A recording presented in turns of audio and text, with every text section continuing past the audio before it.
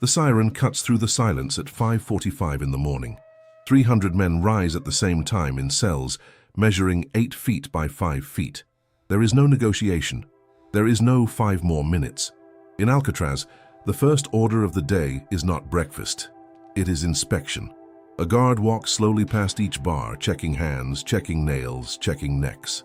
If you have dirt under your fingernails, you go to the hole. If your face has stubble, you lose privileges. This is not about cleanliness. This is about control. And the most disturbing thing, Alcatraz prisoners lived with better hygiene than 60% of American homes in 1940. If you think you know what prison looked like in the golden age of American incarceration, you are about to discover you were wrong. Hit that subscribe button, because what you are about to see will change how you understand the entire prison system. The year is 1934. The federal government has just transformed a crumbling military prison on a rock in San Francisco Bay into the most advanced penitentiary in the world. Al Capone arrives in chains. Machine Gun Kelly follows. George Barnes, Doc Barker, Alvin Karpis. The worst of the worst. And the warden James Johnston has a theory. He believes that if you control a man's body completely, you will eventually control his mind. Alcatraz will not be a dungeon. It will be a laboratory, a place where order, routine, and yes, hygiene will transform criminals into compliant citizens. The cell blocks gleam, the floors shine, every surface is scrubbed daily. Visitors who tour the island before it opens are shocked. This does not look like a prison. It looks like a hospital. And that is exactly the point. Johnston walks through the construction with architects and federal inspectors. He points to the plumbing lines being installed in every cell. He explains the hot water system, the steam generators, the industrial laundry facility in the basement. The inspectors ask why a prison needs hospital-grade infrastructure. Johnston answers simply, because we are going to prove that criminals are not born. They are made by chaos, and chaos can be unmade by order. The federal government writes the checks. Alcatraz becomes the most expensive prison per inmate in American history, and every dollar goes into one thing, control disguised as care. Each cell has a sink, not a bucket, not a hole in the floor, a real porcelain sink with running water, cold and hot. In 1934, 40% of American homes do not have indoor plumbing. Families in Appalachia still use outhouses. Tenements in New York share one toilet per floor. But in Alcatraz, every prisoner has his own water source. The irony is not lost on anyone. Men who robbed banks have better facilities than the people whose taxes pay for their imprisonment. But there is a catch. You do not control when you use it. Water is turned on at specific times. Morning wash, 7 minutes. Evening wash, 7 minutes. If you miss the window, you wait until tomorrow. The sink is yours, but the water belongs to the warden. The cells themselves are small but immaculate. Concrete floors painted gray, walls painted white, a cot with a thin mattress, a small metal shelf, a folding table, a single light bulb. Everything is spotless. Prisoners are required to sweep and mop their cells every morning after breakfast. A guard inspects each cell during the day. If he finds dust, the prisoner loses privileges. If he finds contraband hidden in the cleaning routine, the prisoner goes to solitary. The cleaning is not about hygiene. It is about surveillance. A clean cell is an empty cell. An empty cell has no secrets. Showers are mandatory 3 times per week. Monday, Wednesday, Friday. You walk in lines to the shower room at precisely 6:15 in the evening. No exceptions, no sick days. If you refuse, guards drag you. The water is hot.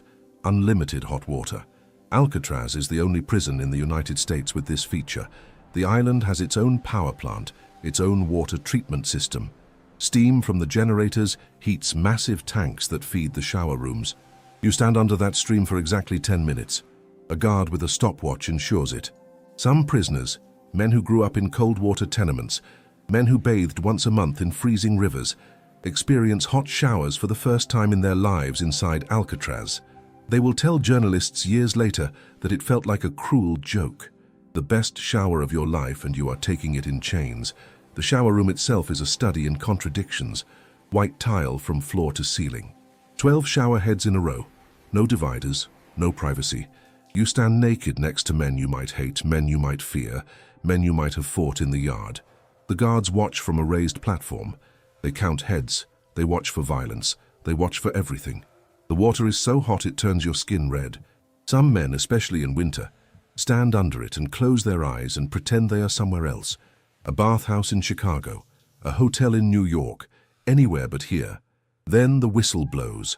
10 minutes. You step out. You dry off with a thin towel. You dress in silence. You return to your cell. The hot water is a memory before you reach the bars. If this is blowing your mind, imagine what else you do not know about history's most infamous places. Make sure you are subscribed so you do not miss the next deep dive. Haircuts happen every Saturday morning. Not optional. The prison barber, usually a trusted inmate, works through the population in shifts. Clippers buzz through hair with military precision. No styles, no requests. Everyone gets the same cut. Short on the sides, slightly longer on top. If you resist, you are strapped to the chair. The barber does not care. He is an inmate too, and cooperation keeps him out of solitary. Shaving is daily.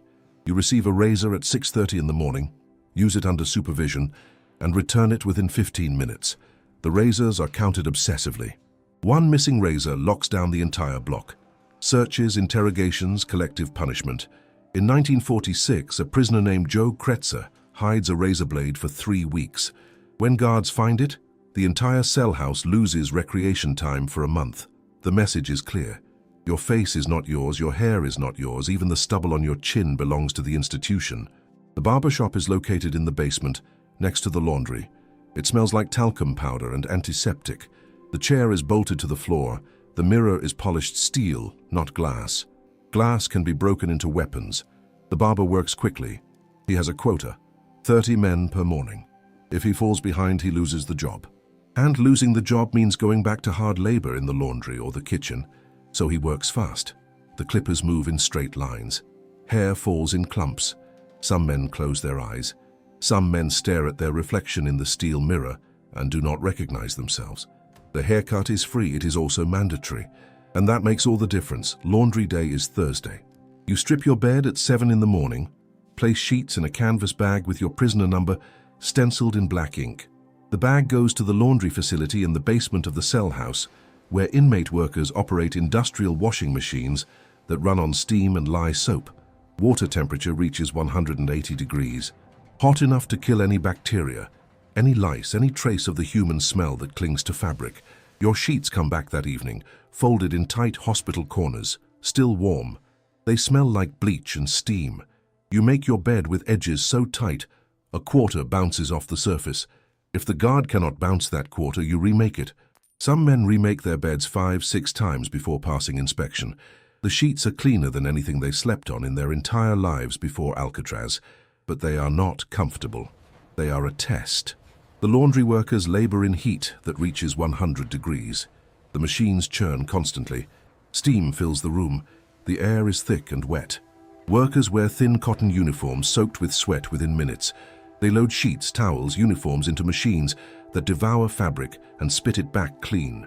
The lye soap burns their hands. The heat exhausts them. But the work is coveted. Laundry duty means you are trusted. It means you are not in the yard breaking rocks. It means you have a skill the prison values. So men compete for it. They volunteer. They prove their reliability. And they spend 8 hours a day in a basement that feels like hell, washing the sheets of men who will never thank them. Clothing follows the same rhythm. You receive 2 sets of uniforms, 1 blue work shirt, 1 pair of denim pants, 1 set of undergarments, each marked with your number. You wear 1 set while the other is washed. Every Thursday, the rotation happens. Dirty clothes go in, clean clothes come out. The system is mechanically perfect. No exceptions, no delays, no personal variation. In the outside world, during the Great Depression, families wear the same clothes for weeks. Children go to school in flour sack dresses. Men work in shirts stiff with sweat and oil. But in Alcatraz, you have fresh clothes every week. You also have no choice in the matter. If the shirt is too small, you wear it. If the pants are too large, you wear them. Complaints are ignored. The system does not bend. The uniforms themselves are designed for visibility and control. Blue work shirts stand out against the grey concrete and white paint of the cell blocks. Stripes were abandoned years ago. Stripes are theatrical. Stripes are for movies. Alcatraz wants efficiency, not spectacle. The denim is thick, industrial grade. It does not tear easily. It does not wear out quickly. Prisoners who arrive in expensive suits Men like Al Capone, who once dressed in silk and cashmere, put on the same rough denim as bank robbers from Oklahoma. The uniform is an equalizer. It erases the outside world. You are not a gangster anymore. You are not a bootlegger or a kidnapper or a killer. You are a number, and your clothes announce it. The toilets are the strangest paradox. Each cell has one. Stainless steel bolted to the floor, it flushes. In 1934, this is luxury. Prisoners in San Quentin share latrines. In Louisiana's Angola, men still use buckets. But in Alcatraz, you have privacy. Except you do not. The bars are open. Guards walk past every 30 minutes. Other prisoners can see you. There is no curtain, no door, no dignity. You learn to go at night, when the lights dim and most men are asleep. You learn to be quiet. You learn shame in a new way. The toilet works perfectly. It is cleaned daily. It never clogs. And using it feels like being watched by the entire world. The plumbing system is a marvel of engineering. Pipes run through the concrete walls, fed by water pumped from the bay, treated in filtration tanks, and distributed through the cell house. The toilets flush with salt water to save fresh water for drinking and cooking. The system is designed to handle 300 men using it simultaneously. It never fails. In the winter of 1936, a pipe freezes in the outer wall. Maintenance workers repair it within 6 hours. The system is back online before most prisoners notice. This level of infrastructure does not exist in most American cities, but it exists in Alcatraz. Because control requires reliability, and reliability requires money. Drop a comment below if you are starting to see the twisted genius of this system. I read every single one. Alcatraz has its own hospital, a full surgical suite, X-ray machines, a dental office. The medical staff is civilian, not inmates. If you get sick, you receive real treatment. Infected tooth? The dentist pulls it under local anesthetic. Pneumonia? You go to the hospital wing, receive antibiotics, stay until you recover. In the 1940s, these are cutting-edge medicines. Penicillin is new. Sulfur drugs are revolutionary. Prisoners in Alcatraz receive them before many rural Americans even know they exist. Robert Stroud, the Birdman, suffers from chronic illness for years. He receives treatment that keeps him alive into his 70s. Outside, men his age die from treatable infections. The prison saves lives while destroying minds. The hospital wing is located on the second floor of the main cell block. It has 12 beds, a pharmacy, and a full-time nurse on duty 24 hours a day. The doctor visits 3 times per week. In emergencies, he comes immediately. The beds have clean white sheets. The windows let in natural light. Prisoners who end up in the hospital sometimes do not want to leave. It is the only place in Alcatraz that feels almost human. Almost. But you are still a prisoner. The nurse still reports everything you say. The doctor still writes it in your file. And recovery means going back to your cell. Dental hygiene is enforced with the same mechanical precision as everything else. Once per year, every prisoner sits in the dental chair for an exam. Cavities are filled. Abscesses are drained. Teeth beyond saving are pulled. You receive a toothbrush and tooth powder once per month. The toothbrush is inspected. If the bristles are worn, you get a new one. If you do not use it, guards notice. Your breath is checked during morning inspection. Bad breath means a trip to the dentist, which means a report in your file, which means the parole board sees you as non-compliant. So you brush. You brush because the system forces you to care about your teeth more than you ever cared about them in freedom. Some men, career criminals who never owned a toothbrush in their lives, leave Alcatraz with better teeth than when they arrived. The dental office is small and sterile. 1 chair, 1 drill, 1 cabinet of tools. The dentist is a civilian contractor from San Francisco. He comes to the island twice per week. He works quickly and without conversation. Prisoners sit in the chair with their hands cuffed to the armrests. Guards stand behind them. The drill whines. The smell of burnt enamel fills the room. Novocaine helps, but not always. Some procedures are done without it. The dentist explains that painkillers are controlled substances. They cannot be wasted on prisoners. So you feel everything: the drill, the extraction, the stitches. You walk back to your cell with a mouthful of blood and gauze, and the next month you brush your teeth twice a day without fail. The food trays are washed in water hot enough to burn human skin. 170 degrees, measured daily. Inmate workers in the kitchen wear gloves to handle them. The dishes gleam, the spoons shine. In the dining hall, 500 men eat in silence, and every surface is sterile. The tables are wiped with disinfectant between seatings. The floors are mopped 3 times per day. If you drop food, you leave it. A worker will clean it within minutes. The obsession with cleanliness in the dining hall is not about health. It is about order. A clean space is a controlled space. And control is the only currency that matters in Alcatraz. The dining hall is the largest room in the prison. Long tables bolted to the floor, benches bolted to the tables. Guards with rifles stand on catwalks above. You enter in single file. You take your tray. You sit where you are told. You eat in silence. Talking is prohibited. Eye contact with other prisoners is discouraged. You have 20 minutes to finish your meal. When the whistle blows, you stand. You return your tray to the washing station. You file out. The routine never changes. Some men eat the same seat for years, same table, same spot, same silence. The food is edible. Sometimes it is even good, but you taste nothing. You are too busy watching your back. But here is where the system starts to crack. Hygiene is not care. It is a weapon. In the summer of 1946, a prisoner named Yhan refuses to shower. He has been in solitary confinement for 2 years, and something inside him has broken. Guards drag him to the shower room. They turn the water to full cold. 50 degrees straight from the bay. They hold him under it for 20 minutes. When he comes out, he is shaking so violently he cannot stand. This is not discipline, this is torture. And it is legal because it is framed as hygiene enforcement. Cold showers become a standard punishment. If you fight a guard, you get the ice treatment. If you talk back, you get the ice treatment. The same water that is a privilege on Monday becomes a weapon on Tuesday. Yhan never fully recovers. He is transferred back to solitary. He spends the next 3 years alone. When he is finally released into general population, he attacks another prisoner within hours. The attack is brutal. The prisoner dies. Yhan is put on trial for murder. His defense attorney argues that Alcatraz drove him insane. The jury does not care. Yhan is convicted. He is sent back to Alcatraz, back to solitary, back to the cold showers. He dies in prison in 1972, 37 years after entering the system. The hygiene was perfect. The mind was gone. The isolation cells, D block, are the cleanest spaces in the entire prison.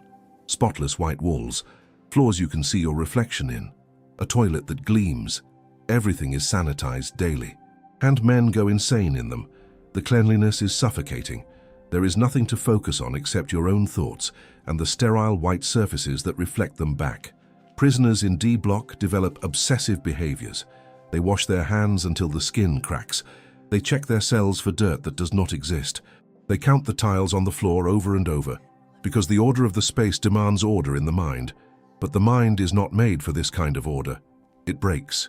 D block has 42 cells. 6 of them are called the hole. No light, no sound, no contact. You are stripped naked. You are given a blanket. You sit in darkness. Food comes once a day through a slot. You cannot see it. You eat with your hands. You lose track of time. Days blur into weeks. Some men are kept in the hole for months.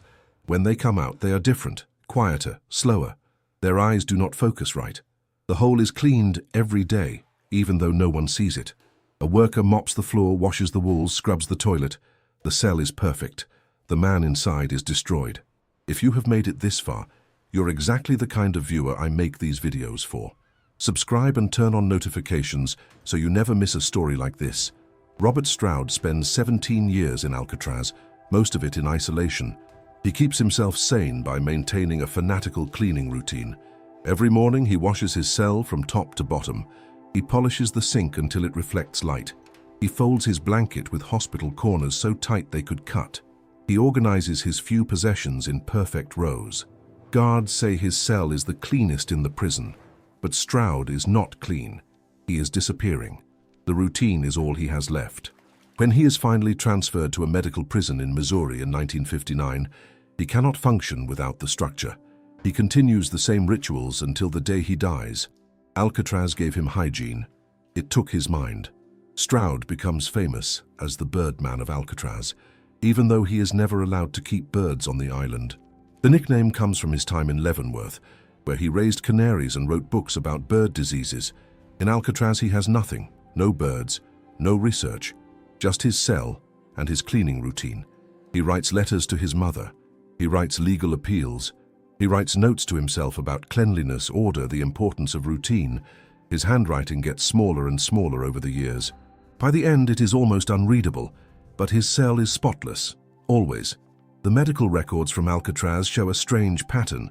Physical health improves across the board. Fewer infections, fewer diseases, lower mortality rates than almost any prison in America. But psychiatric cases explode. Depression, paranoia, obsessive-compulsive behaviors, dissociation. Men who arrive violent and dangerous leave broken and compliant. The hygiene system works exactly as designed. It controls the body so completely that the mind has nothing left to fight with. By the late 1950s, Alcatraz holds more mentally ill prisoners than violent ones. The experiment is a success, and it is a horror. Psychiatrists visit Alcatraz to study the phenomenon. They interview prisoners. They review medical files. They write papers about institutional neurosis, a condition where prolonged confinement in highly controlled environments causes permanent psychological damage. The symptoms are consistent: loss of initiative, loss of interest, loss of identity. Prisoners stop fighting, they stop complaining, they follow every rule. They clean their cells without being asked. They are model inmates, and they are completely broken. The psychiatrists recommend changes: more recreation time, more social interaction, less isolation. The recommendations are ignored. The system is working. In 1963, the federal government closes Alcatraz, not because prisoners escape, not because of riots, because it costs too much to maintain. The obsessive hygiene standards, the hot water, the medical care, the constant cleaning, the staff required to enforce it all. It is bleeding the budget dry. Cheaper prisons can hold the same men with half the staff and none of the infrastructure, so the doors close. The last prisoners are transferred to Marion, Illinois, a new supermax built on the Alcatraz model, but without the expensive features. No unlimited hot water, no weekly barber, no hospital-grade laundry. The control remains. The care vanishes. The final day is March 21st, 1963. 27 prisoners remain. They are woken early. They pack their belongings, a few books, letters, photos. Everything fits in a small bag. They are chained together. They board a boat. They cross the bay one last time. Behind them, Alcatraz sits empty. The cells are clean. The floors are polished. The sinks gleam. But there is no one left to inspect them. Within weeks, the island begins to decay. Paint peels, pipes rust, seagulls nest in the cell blocks. Nature reclaims what obsession built. Today, modern American prisons are filthy. Overcrowded cell blocks share broken toilets. Showers run cold or not at all. Inmates wear the same clothes for weeks. Medical care is minimal. Dental care is almost non-existent. In some facilities, men sleep on floors covered in mold. The system that Alcatraz pioneered, control through order, survived. But the hygiene did not. It was too expensive. So we kept the cruelty and discarded the cleanliness. Prisoners today live in conditions that would have horrified James Johnston. And we tell ourselves, this is justice. A report from 2022 finds that 70% of American prisons fail basic sanitation standards. Toilets overflow. Showers have no hot water. Cells have rats.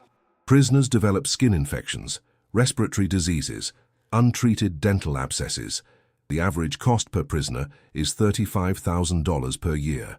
Alcatraz spent the equivalent of $120,000 per prisoner in today's money.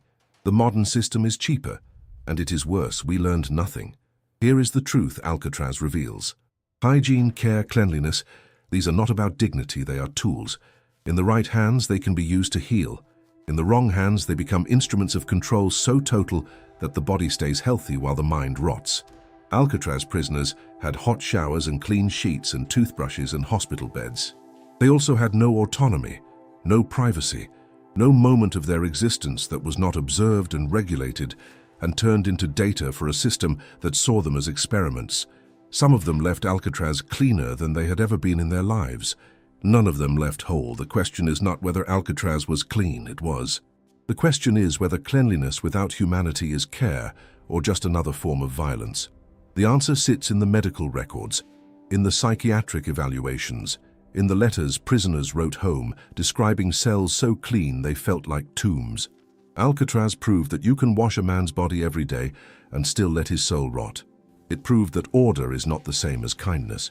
And it proved that the cruelest prisons are not always the dirtiest ones. The island sits empty now. Tourists walk through the cell blocks and take photos of the sinks, the toilets, the showers. They are surprised by how modern it looks, how clean. They do not see the ghosts that still wash their hands in the dark over and over, trying to scrub away something that soap can never touch. If this video changed how you see the prison system, share it. History is not what we think it is. It is always stranger, darker, and more human than the myths we build. And there are dozens more stories like this waiting. Subscribe, because the past is not finished with us yet.